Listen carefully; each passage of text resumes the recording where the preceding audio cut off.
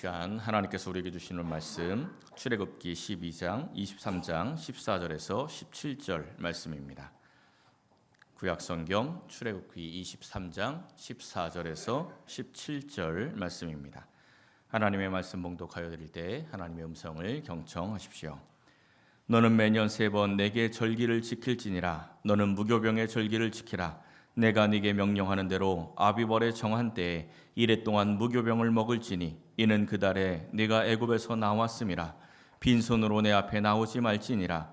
매추절을 지키라. 이는 네가 수고하여 밭에 뿌린 것의 첫 열매를 거둠이니라. 수장절을 지키라. 이는 네가 수고하여 이룬 것을 연말에 밭에서부터 거두어 저장함이니라. 내 모든 남자는 매년 3번씩 주 여호와께 보일지니라. 아멘. 일단 오늘은 나한테 잘합시다 라는 제목의 그림 에세이집이 있습니다. 제목이 참 좋죠. 일단 오늘은 나한테 잘합시다. 이 책을 그린 사람의 작자의 필명이 도대체입니다. 도대체. 이 장미영이라는 작가인데 인터넷에다 짧은 웹툰을 하나 올렸다가 아주 폭발적인 인기를 끌면서 나중에 책까지 내게 된 겁니다. 이분이 처음에 올렸던 짧은 웹툰의 제목이 행복한 고구마입니다. 이북으로 이 책이 나왔는데 이 부분은 공개가 되어 있더라고요. 그래서 제가 한번 가져왔는데 한번 보여드리겠습니다. 나는 누구일까? 주위를 둘러보니 모두 인삼이다. 나는 인삼이구나. 이렇게 생각을 했는데 사실은 고구마예요. 인삼밭에 있는 고구마입니다. 다음 장면을 보면 나는 인삼이다. 얘는 이제 진짜 인삼이죠. 다른 인삼들과 함께 살고 있다. 저 굉장히 행복해 보이는 고구마만 빼고. 고구마가 굉장히 신나 있죠.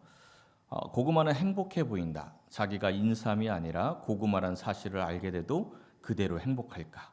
인삼도 아니면서 행복해도 되는 건가? 인삼도 아니면서 이러면서 이제 막 점점 심각해집니다. 태어나 보니 인삼이었다. 그래, 내가 인삼인 것도 그저 운이다. 노력해서 얻은 것은 아니지. 그렇다고 아무나 인삼이 되어서는 안 돼. 저 고구마처럼. 그러면 내 좋은 운은 아무 의미가 없잖아.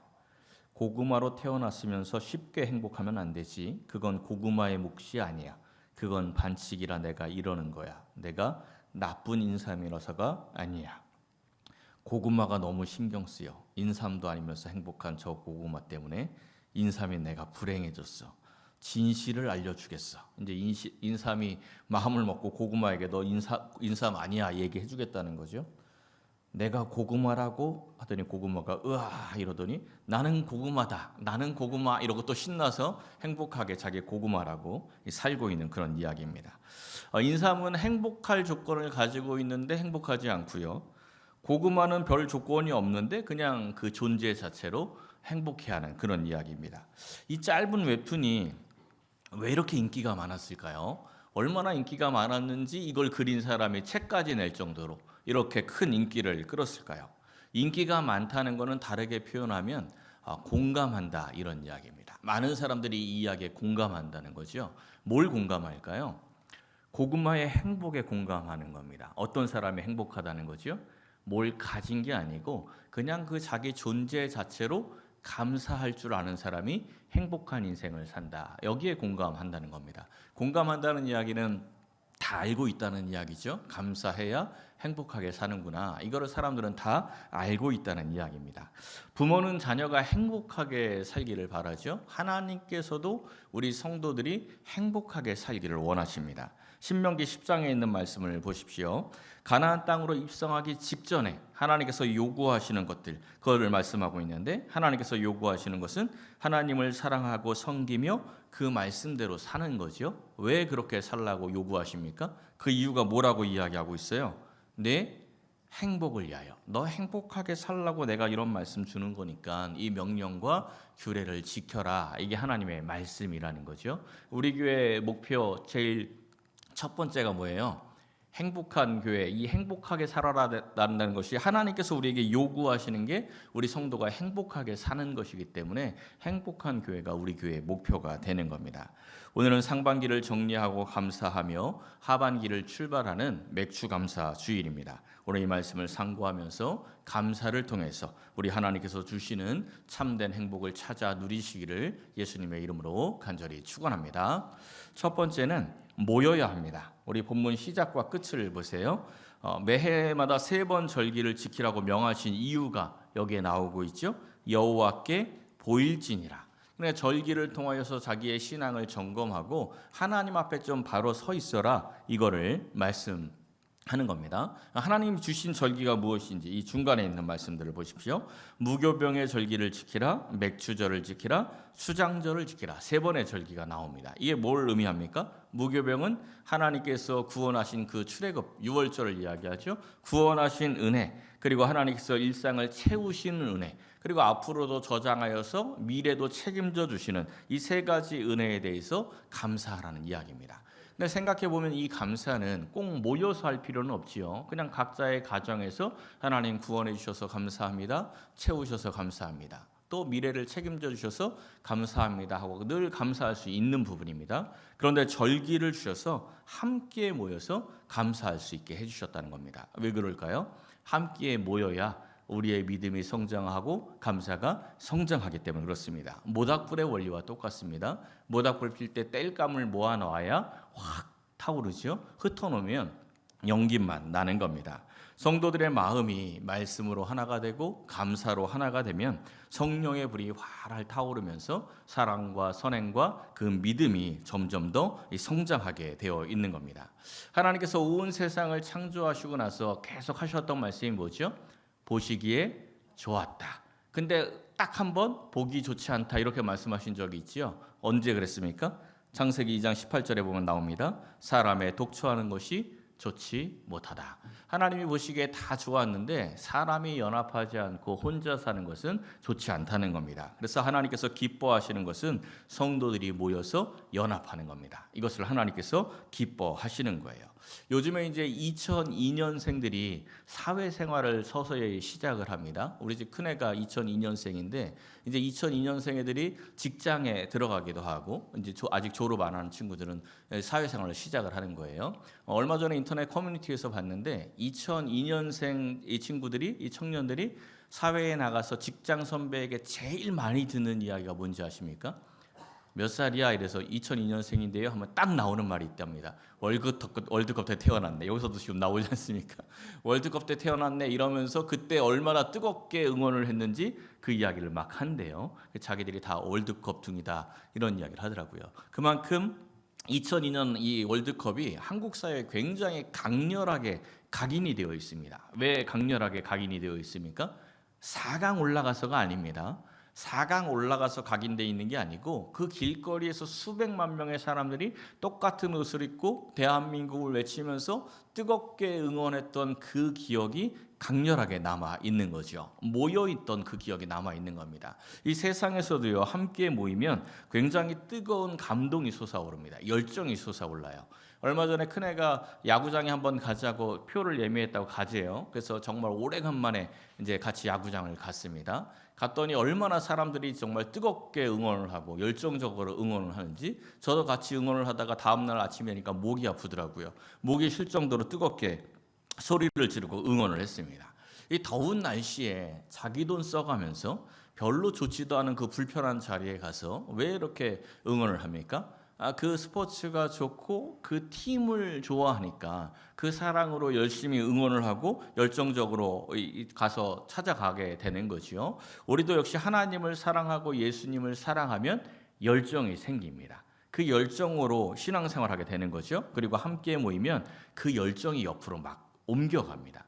저 같은 사람한테 야구장 데려다 놓고 혼자 앉혀놓고 응원하라 그러면 절대 응원 안 합니다. 아무리 경기가 신나도 기껏 해봐야 박수 몇 번 치지 절대 소리 안 지릅니다. 근데 왜 제가 목이 아플 정도로 소리를 질렀습니까?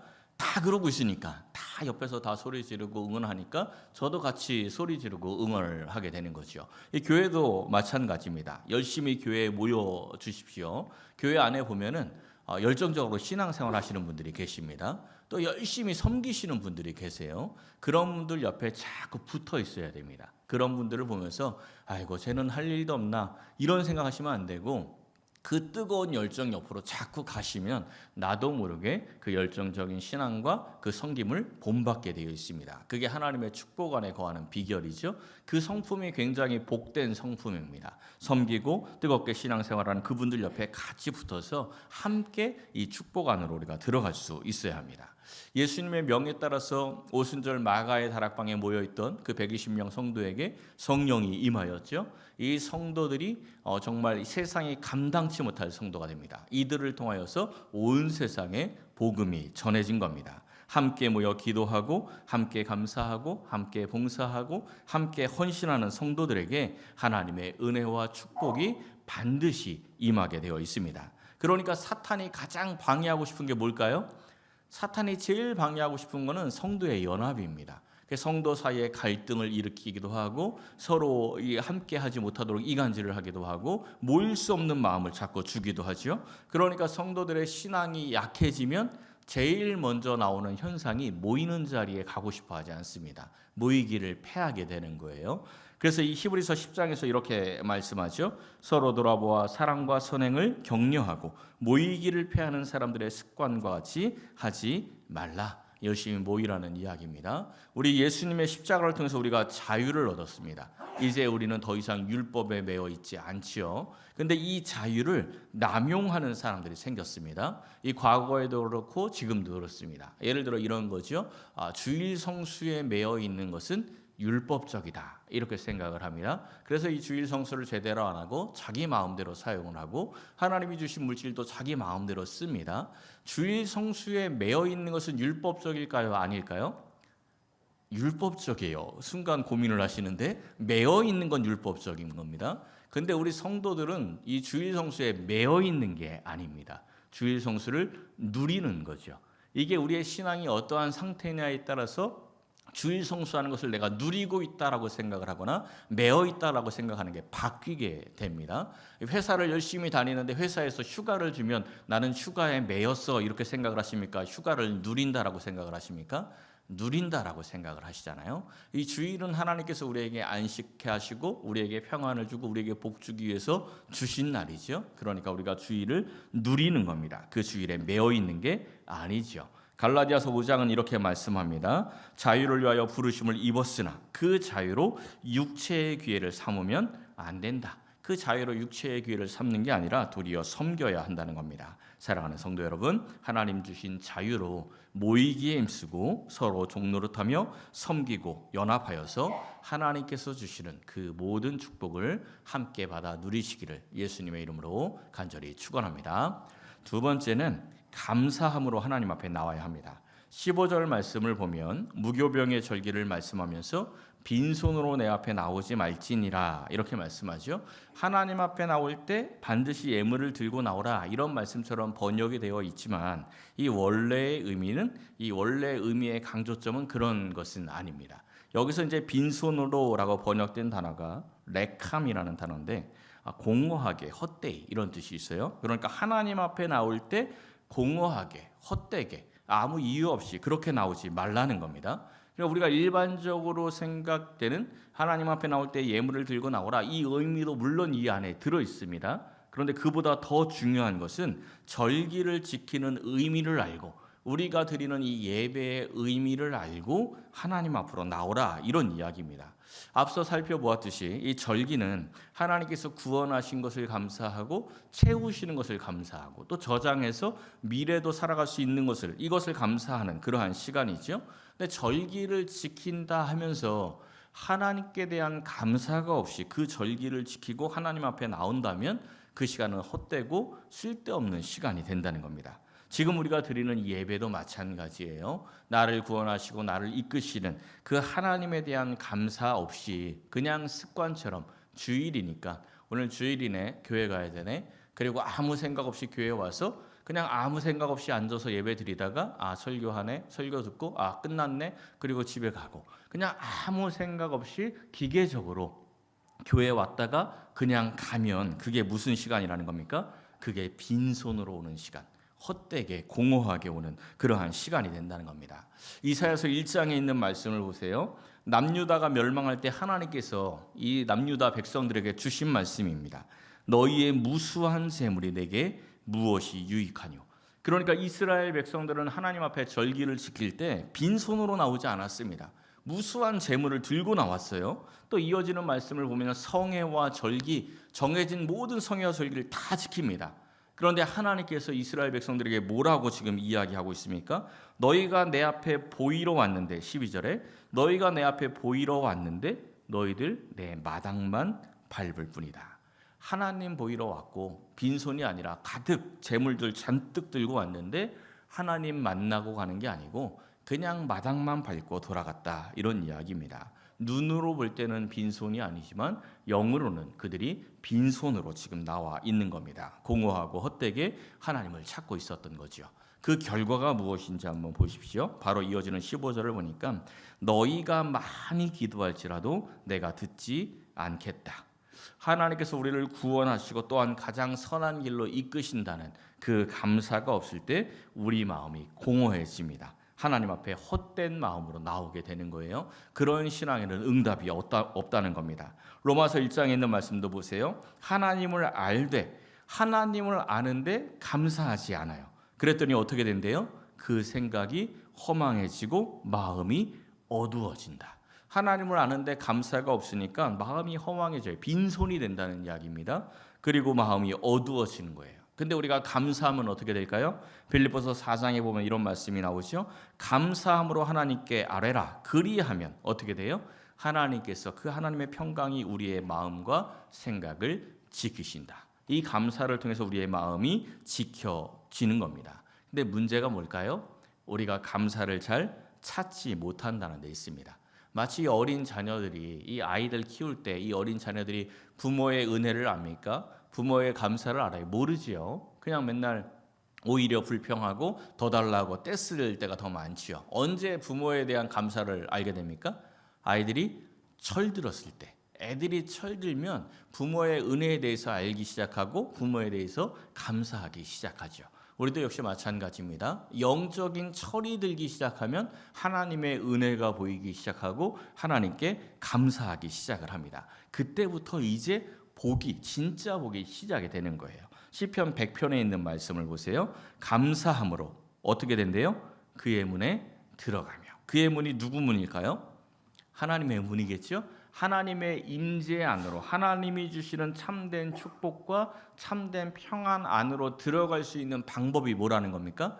감사함. 감사함이 바로 축복의 열쇠다, 이렇게 말씀하고 있습니다. 사랑하는 성도 여러분, 공허하게 아무 의미 없이 그냥 예배의 자리에 앉아 있다가 그냥 돌아가는 그러한 모습이 아니라 참된 감사를 통하여서 하나님이 열어주신 그 축복의 문 안으로 들어가시기를 예수님의 이름으로 간절히 축원합니다. 마지막 세 번째는 첫 열매의 감사가 있어야 합니다.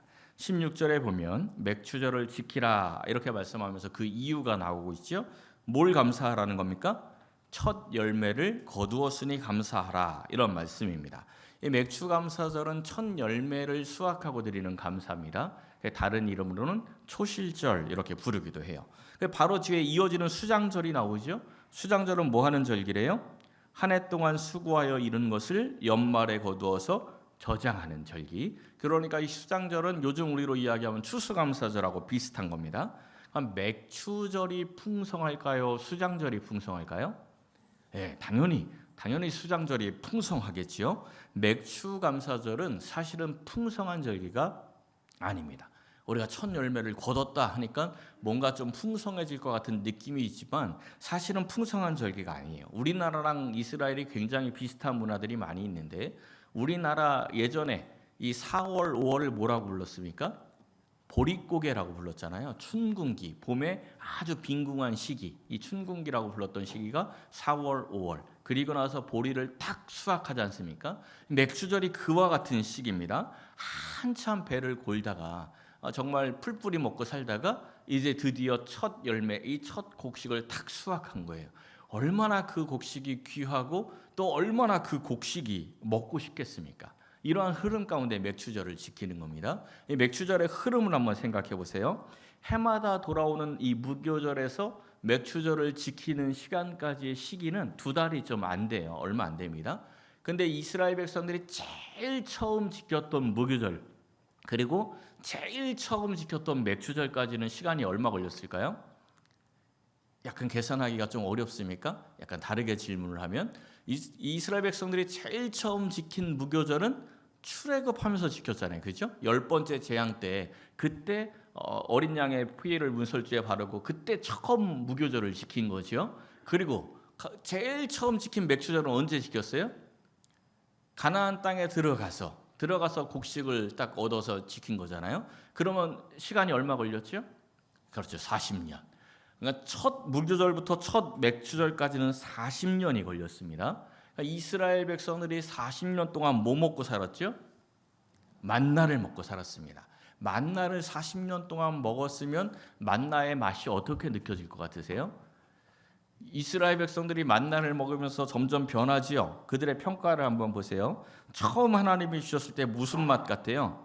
꿀 섞은 과자. 이야, 이 만나 꿀맛이다. 하나님 감사합니다. 이러죠. 세월이 흘러서 민수기 11장에 넘어가 보면 그 만나의 맛이 어떻게 느껴지기 시작합니까? 기름 섞은 과자. 이제 슬슬 질린다는 거예요. 아우 느끼해. 하면 이제 질리는 거예요. 21장에 가니까 뭐라고 이야기합니까? 이 하찮은 음식이 이제 지긋지긋하다. 먹기 싫다. 이렇게 원망하다가 불뱀 사건이 일어나고 불뱀 사건으로 인해서 이스라엘 백성들이 많은 사람들이 죽고 나서 회개를 하지요. 근데 회개를 했다고 해서 만나의 맛이 갑자기 변하는 건 아닙니다. 회개는 회개고 맛은 맛이지요. 그러니까 여전히 약간 좀 질린 맛이 있었을 거란 말입니다. 그리고 얼마 뒤에 이 사건이 있고 얼마 뒤에 이제 드디어 가나안 땅에 들어가서 첫 수확물을 얻은 건데 40년 동안 만나를 먹다가 드디어 첫 곡식을 수확을 했으니 그 첫 곡식이 얼마나 귀하겠어요. 그리고 그 첫 곡식을 얼마나 먹고 싶겠습니까? 그런데 하나님께서는 출애굽하고 얼마 지나지 않아서 이미 40년 전부터 하신 말씀이 니네들 가나안 땅에 들어가면 첫 곡식 얻을 거고 그 곡식 니네들 굉장히 먹고 싶을 텐데 먼저 먹지 말고 나한테 먼저 감사해서 가져와라. 이렇게 명하셨다는 겁니다. 여러분 직장 생활을 시작하면 첫 월급 얼마나 소중합니까? 얼마나 애착이 많이 가요? 첫 월급 쓸 때도 많죠. 이걸 가지고 쪼개서 이 사람도 선물 사주고 저 사람도 사주고 또 자기가 하고 싶은 것도 많지요. 근데 첫 월급 탔는데 그 돈 내놔라 이러면 얼마나 아깝겠습니까? 이와 비슷한 거예요. 근데 하나님께서 왜 그토록 귀한 것을 요구하십니까? 이 모세오경에 보면 하나님이 첫 것은 내 것이다 이 말씀을 자주 하십니다.